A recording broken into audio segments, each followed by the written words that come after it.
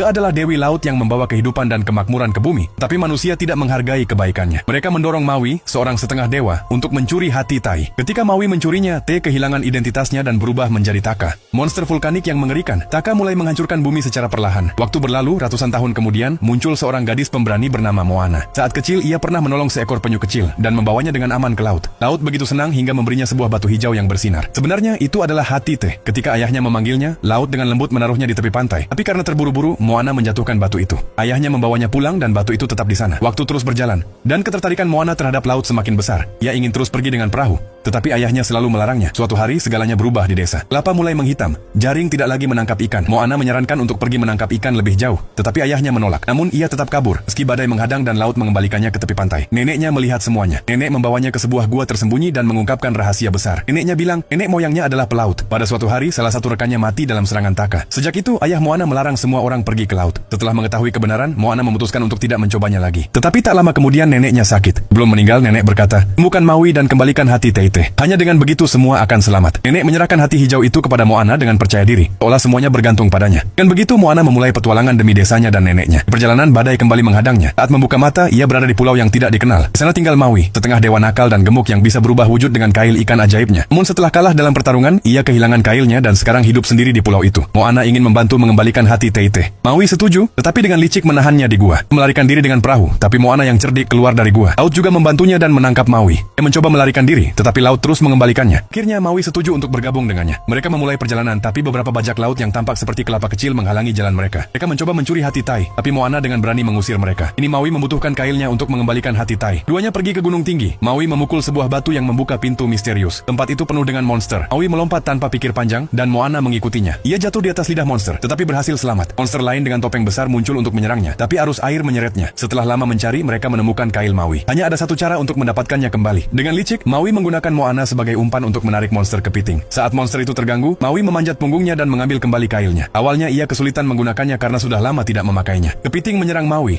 tapi Moana memperlihatkan hati palsu dan mengalihkan perhatiannya. Kepiting mengejar hati palsu sementara Moana mengambil kail asli. Setelah itu mereka melarikan diri di atas air. Mereka tiba di Pulau Dewi Teiti, tetapi Taka sudah ada di sana. Maui berubah menjadi elang, tapi Taka menjatuhkannya ke tanah. Kemudian ia berubah menjadi ikan dan kembali ke perahu dengan kailnya. Tapi Taka menyerang lagi. Setelah pertarungan sengit, kail Maui patah. Ia menerima kekalahan dan pergi. Moana tinggal sendirian. Ia mengembalikan hati Te ke laut. Saat itu muncul roh neneknya dan berkata, jangan menyerah, itu memberimu kekuatan. Moana kembali melompat ke laut dengan hati itu dan berlayar menatap mata Taka. Laut menciptakan kabut untuk menyembunyikannya, tapi Taka berhasil mencapai perahu dan membaliknya. Saat itu Maui kembali dan menghalangi jalan Taka.